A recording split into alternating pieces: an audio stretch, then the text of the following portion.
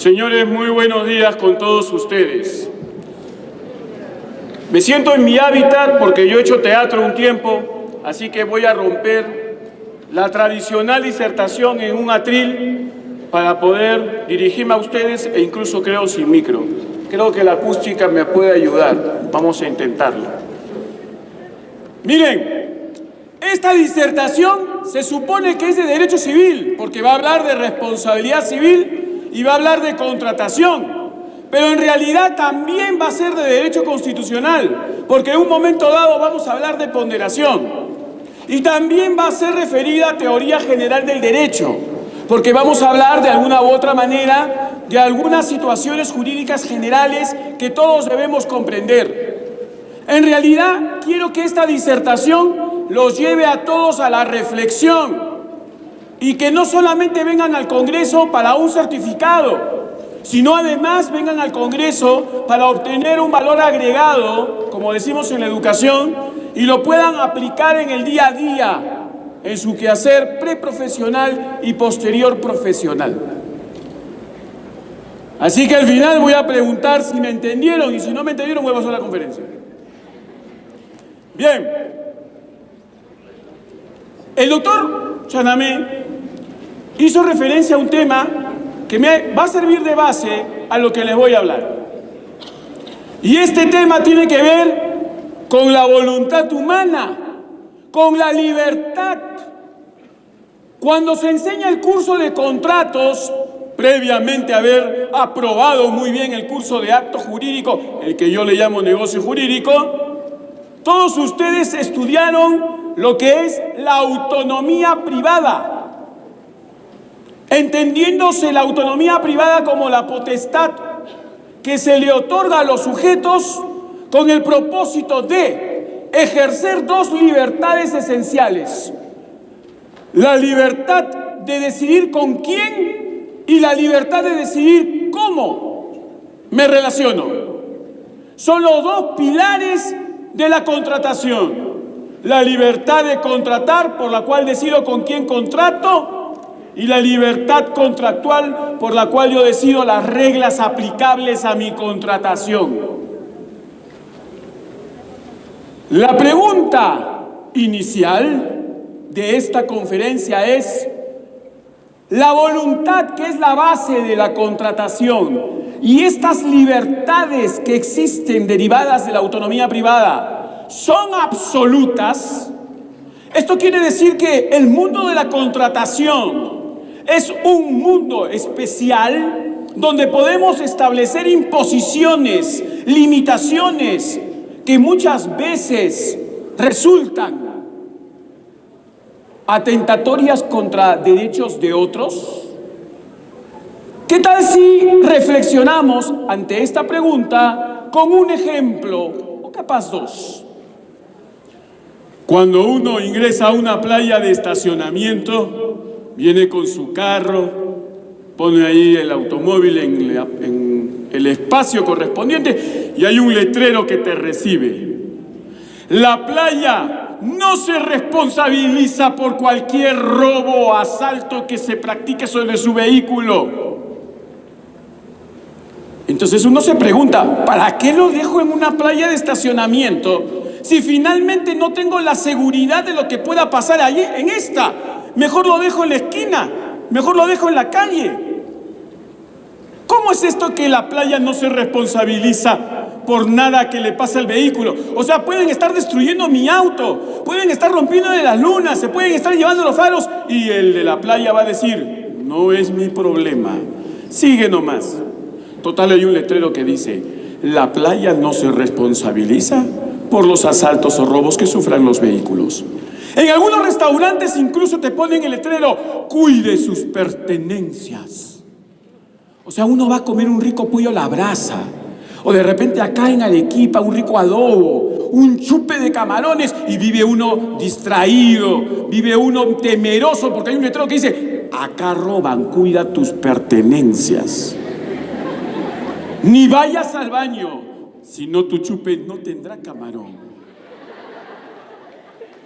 Entonces, Tenemos que estar viviendo, soportando situaciones similares. Cuando vamos a las clínicas y hay una intervención quirúrgica a un familiar, tienen que firmar según la Ley General de Salud y otros ámbitos regulatorios de la medicina y la contratación médica, un consentimiento informado. Yo siempre le he preguntado a mis amigos médicos qué significa consentimiento informado.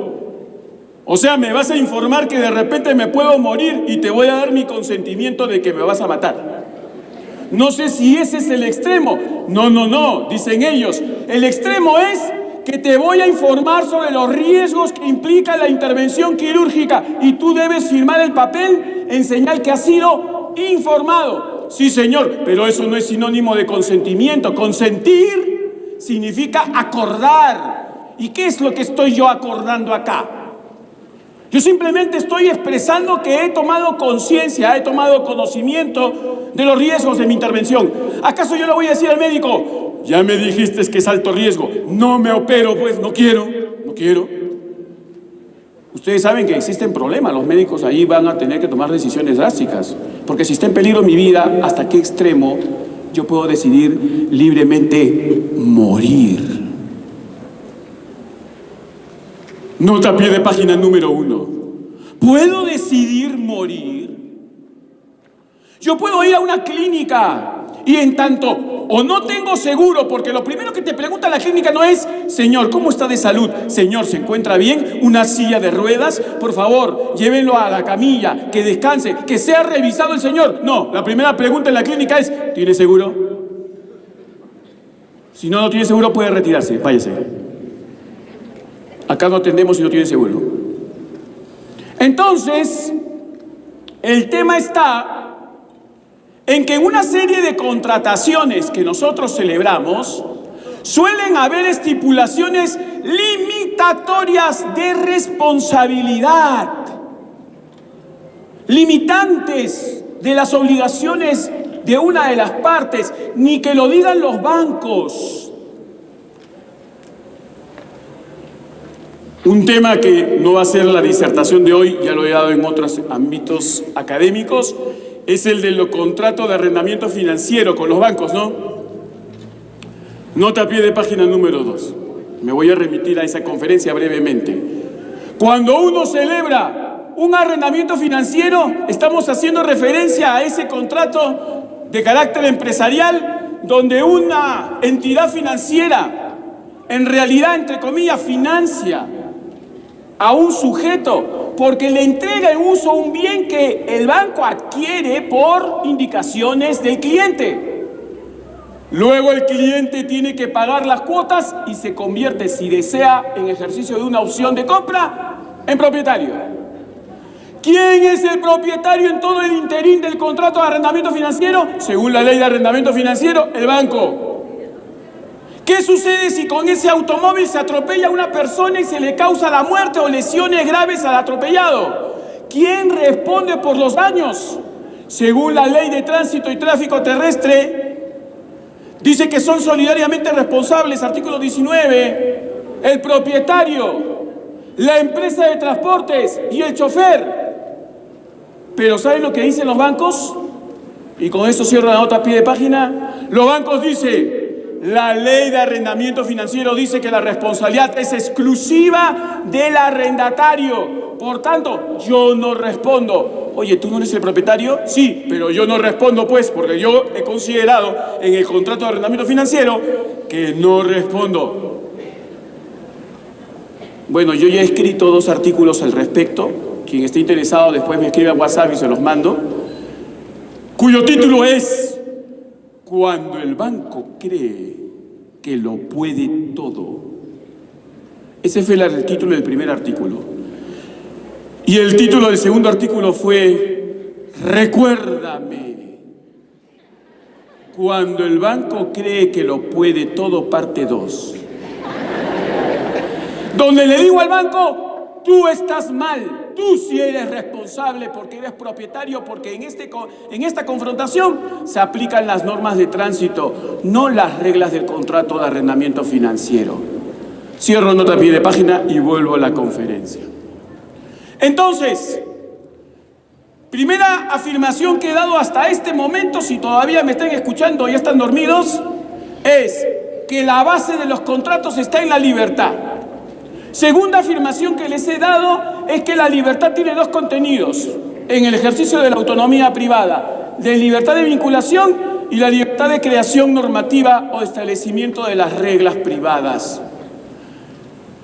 Lo tercero que quiero decirles es: la libertad es absoluta, ante ello hemos dicho que no lo es. Sigamos con esto. Rápidamente, porque le he prometido a mi estimado amigo que vamos a hacer una conferencia corta. Además, hoy mismo me regreso a la ciudad de Lima, terminando la conferencia. Entonces, punto siguiente. Los privados, o sea, todos nosotros, solemos resolver nuestros conflictos mediante estipulaciones o reglas previstas en ese ejercicio de autonomía privada. Si ustedes leen textos de análisis económico del derecho, como los escribe mi estimado amigo Alfredo Bullar González, o leen otros diversos textos extranjeros sobre Guido Galabresi, Posner, entre otros, van a ver que la mejor solución de los conflictos está en los privados, en cada uno de nosotros.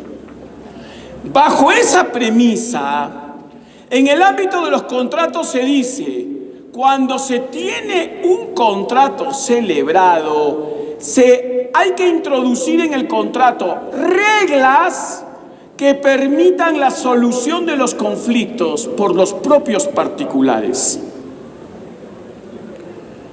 Así surge el compromiso arbitral, en virtud del cual deciden salir del ámbito jurisdiccional ordinario y llevarlo todo al arbitraje. Así también existen las cláusulas penales, donde las partes pueden establecer montos predeterminados con el propósito de, dicen ellos, normalmente no se aplica, desincentivar el incumplimiento, reducir el número de incumplimientos contractuales. ¿Será cierto eso? Yo no lo creo, porque la gente dice: ya pues, penalízame, a ver, cóbrame, pues cóbrame. Normalmente suelo ver eso en los contratos. Entonces, la pregunta es: en ese ámbito, estamos en la segunda parte de esta disertación, en ese ámbito de que los sujetos pueden resolver por sí mismos sus conflictos, de que los sujetos son los llamados a establecer las reglas del contrato, ¿es correcto que se pongan cláusulas limitativas de responsabilidad, como las del estacionamiento, como la de los restaurantes? O sea, ¿es cierto que porque yo coloco esa cláusula en los contratos me libero de cualquier responsabilidad?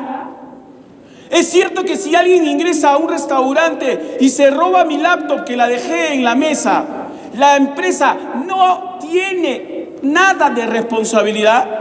¿Es cierto que si yo llego a sacar mi vehículo encuentro solamente la placa porque me la dejó el delincuente? Gracias por el auto, te dejo tus placas. ¿Eso significa que no hay responsabilidad? Hasta me salió un gallo. ¿Significa que hay responsabilidad? Señores, ¿dónde queda el mundo de la constitucionalidad? Yo le dije que esta conferencia no solamente era civil. Yo soy civilista de pura cepa, aunque estamos en peligro de extinción, porque la mayoría quiere ser penalista. Como le digo a mis alumnos, se me van al lado oscuro de la fuerza. No, con todo respeto a mis amigos penalistas. Pero perdón, nota a pie de página: sin el derecho civil no existiría el derecho penal. ¿Sabe por qué, no? A ver, borren el derecho civil. ¿Cómo podrían hablar de delitos contra la propiedad si no hay propiedad? Delitos contra la vida si no hay vida. Delitos, ¿no? En general, todos los delitos regulados previamente por el derecho civil. ¿O no? Ya. ¿Cómo fijan reparaciones civiles si no tuvieran el concepto de indemnización? ¿Ya ven? Bien. Eso para los que se están desanimando de ser civilistas. Aún pueden, comuníquense conmigo. Entonces, vuelvo. El caso está que se suele pensar, y eso es lo que yo le voy a decir. ¿Dónde está mi estimado Alex Constantino? ¿Está por ahí, Alex? Alex Constantino, el organizador del evento. Quiero decirle también esto. Señores, el tema está en que muchas veces creemos que el derecho está cimentado, seccionado en áreas. Mis alumnos a veces se ponen así, ¿no? Yo soy penalista. No me pregunte nada de civil, profesor. Yo soy tributarista. No me pregunte nada de derecho penal, profesor. Perdónenme. ¿Acaso el derecho no se ajusta a la realidad? ¿Y acaso la realidad se sustenta en especialidades? ¿Acaso un civilista no tiene que conocer de derecho penal y de derecho constitucional y de derecho laboral? ¿Acaso un laboralista no tiene que conocer también del derecho civil y del derecho constitucional? Obviamente que sí. Mi maestro en la Universidad Católica, rector de la Pontificia Universidad Católica del Perú, Marcial Rubio Correa, cuya voz es parecida a la que lo voy a decir, dice: el derecho no debe verse en compartimientos estancos. Tiene que verse como una integridad, totalidad. Y es así como deben ver ustedes el derecho. ¿Y saben por qué quería hablar con Alex? No sé si apareció Alex, está por ahí. Porque voy a proponer que el siguiente congreso que se lleve a cabo en La Libertad, en Trujillo, sea con un eje temático, que vengan todas las áreas: penal, civil, constitucional, tributario, aduanero, administrativo, aeroespacial, todas las que existan, y todas hablen de un mismo tema desde su perspectiva. Por ejemplo, les decía temprano a algunos juristas que me acompañaban en el desayuno, por ejemplo, integridad, derecho a la integridad de los niños, desde la percepción del derecho civil, desde la percepción del derecho penal, desde la percepción del derecho constitucional, desde la percepción del derecho laboral, cuando hablamos del trabajo infantil, desde la percepción del derecho administrativo, todas las áreas, hablando de un eje temático para que ustedes no tengan esa dispersión temática que digan: hoy día no voy a la conferencia, no me aburre, vamos a pasear, ya, mañana, no, mejor vamos a pasear por ahí. Ustedes deben aprovechar estos congresos por ese propósito, reflexión. Señores, el derecho civil no es ajeno al derecho constitucional, y ese es el eje de esta conferencia. En Alemania se reformó el libro de obligaciones y la parte pertinente de derecho de daños. El libro de obligaciones se reformó con la Ley de Modernización del Derecho de Obligaciones alemana del año 2002. Y la parte de responsabilidad civil o daños se reformó con la Ley de Modernización del Derecho de Daños alemana del año 2012. Señores, ¿cuál es una de las virtuosidades de estas reformas? Y quiero compartirla. Enfocar el derecho civil también desde una percepción constitucional.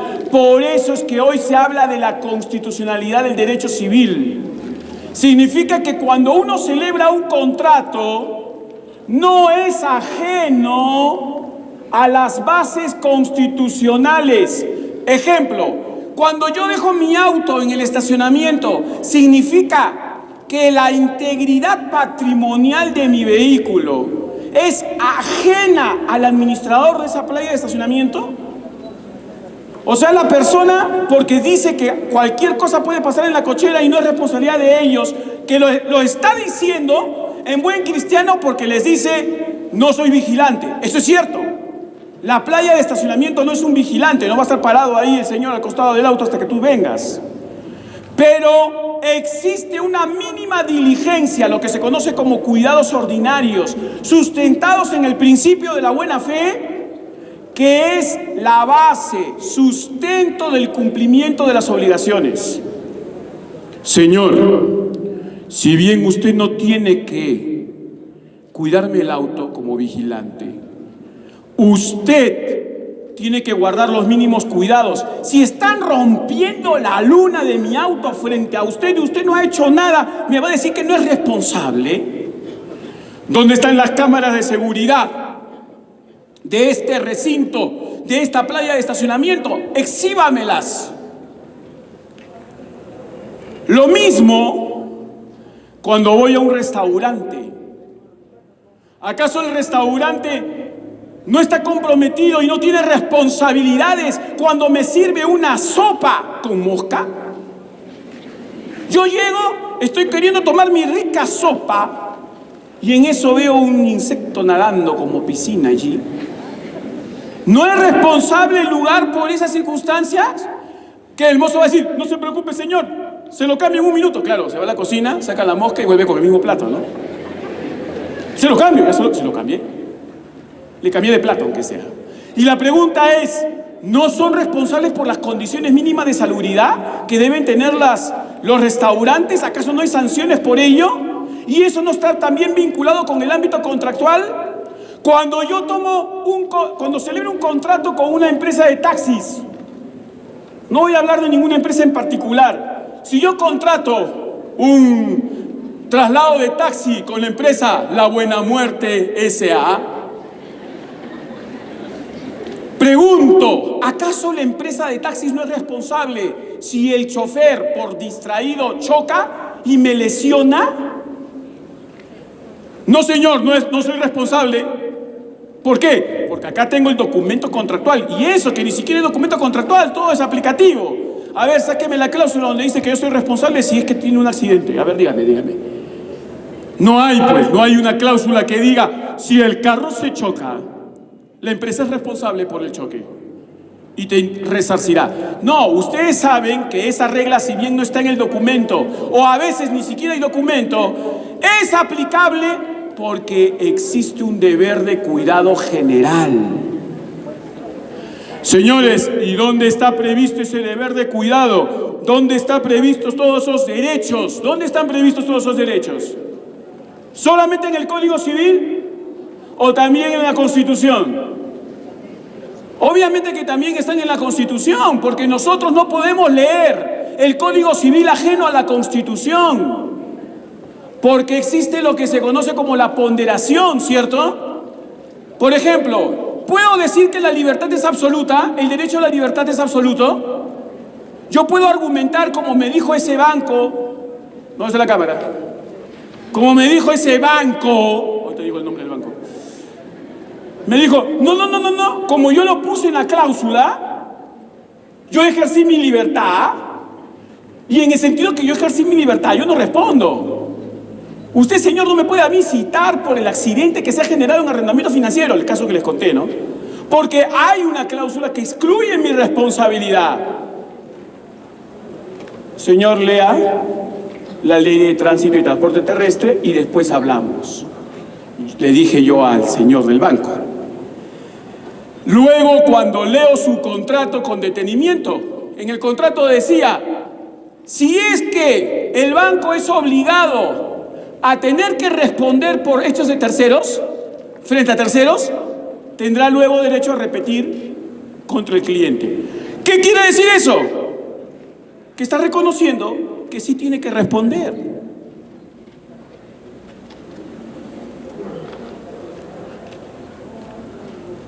Muy bonito es este recinto, pero muy inseguro también. Me senté allá y casi me caigo porque las sillas están en el aire. Y todavía no ha terminado de construirse, pero es muy bonito. Me hace recordar al estadio de Boca, en la Bombonera, porque es así de empinado, igualito.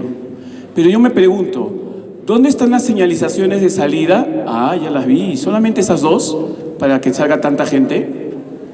¿Y dónde están los extintores?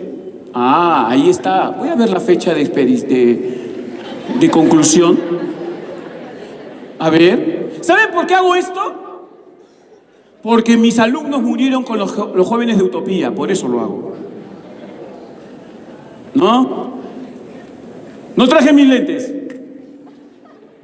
Y no hice el año tampoco.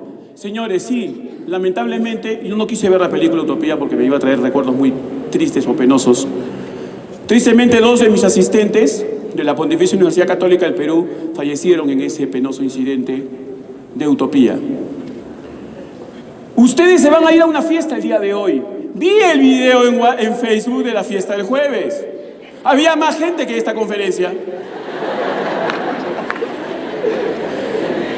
Y no me preocupé porque estaban todos hacinados. Si pasaba un incidente, un accidente, un incendio, ¿qué hacemos?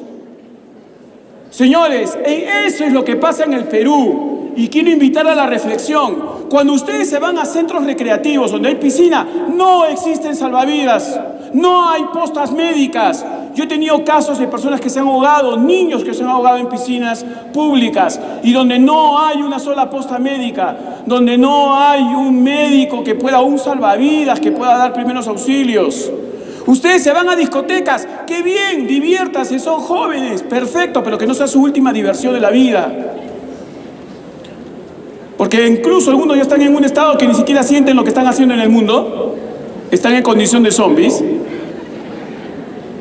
¿Y qué pasa? Lamentablemente el local no tiene las condiciones de seguridad suficientes y después los paganos son sus señores padres, sus hermanos, sus hijos, quienes no más van a volver a verlos.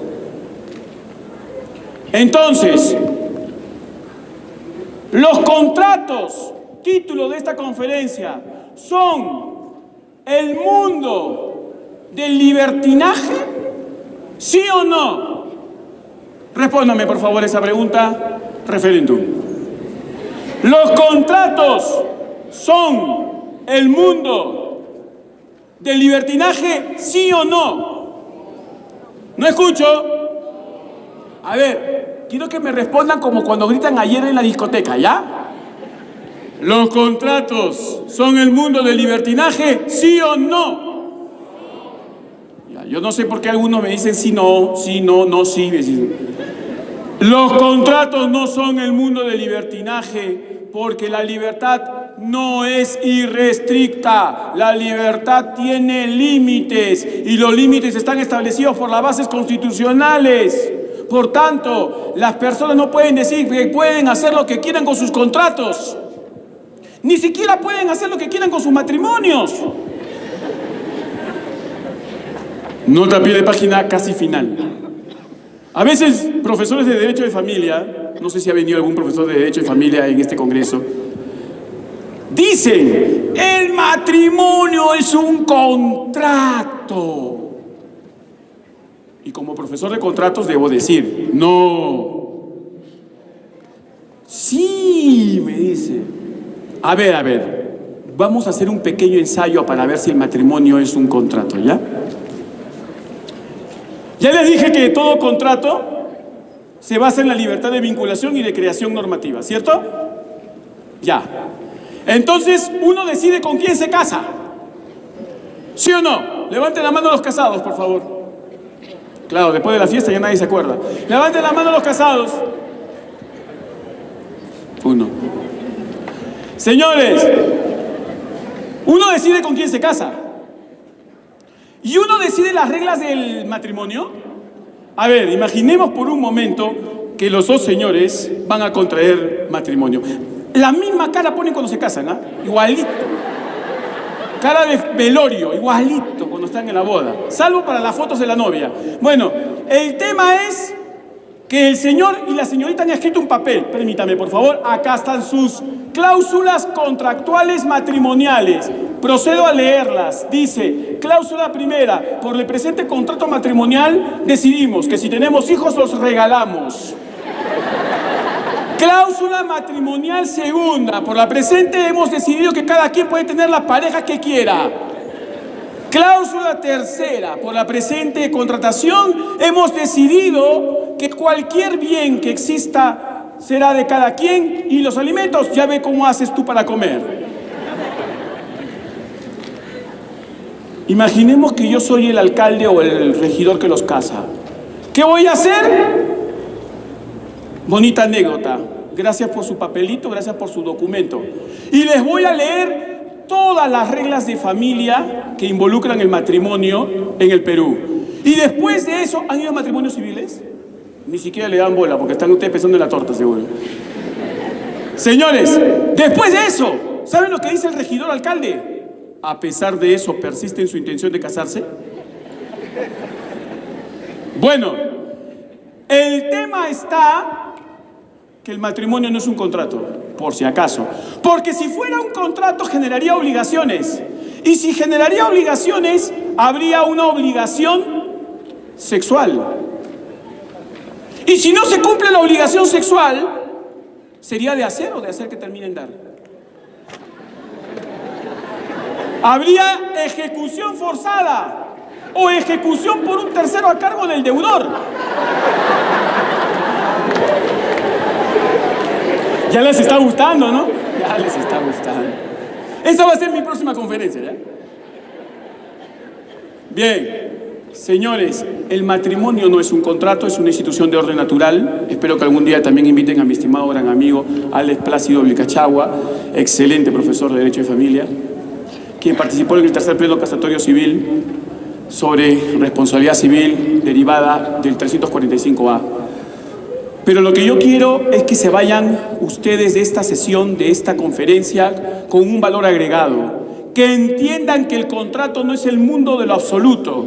Que entiendan que el contrato tiene limitaciones. Que entiendan que la Constitución es la base de todo. Que entiendan que los contratos deben suscribirse teniendo en cuenta también los derechos de la personalidad. Y es allí donde surgen los deberes de protección. Que entiendan que debemos ser respetuosos, porque la libertad de uno termina donde comienza la libertad del otro. Y los contratos no son el mundo de la esclavitud. Y se los estoy diciendo también a los laboralistas. Ser buen empleador no significa ser prepotente, imperativo, ni creer que el ser humano es tu esclavo, porque el derecho laboral está al servicio del desarrollo humano. Como lo dijo Juan Pablo II en su encíclica Centésimos Annus, a propósito del Rerum Novarum, el trabajo dignifica al hombre. Señores, el derecho está al servicio del hombre. El derecho tiene que ser respetuoso de todas las manifestaciones de la dignidad del ser humano. Es el momento de abrir los ojos y darnos cuenta que debemos respetar al otro. Ya basta de violencia, ya basta de crímenes de odio, ya basta de situaciones que simplemente manifiestan la irracionalidad del ser humano, y como también lo citó mi estimado doctor Sonamé, vivimos un nuevo Hobbes, donde el hombre es lobo para el hombre, y debemos erradicar esa cosmovisión. Espero que haya sido clara mi disertación. Hablemos de derecho, intercambiemos sobre la ciencia jurídica, hagamos de este país un país mejor. Nos vemos en Trujillo, señores. Muchas gracias.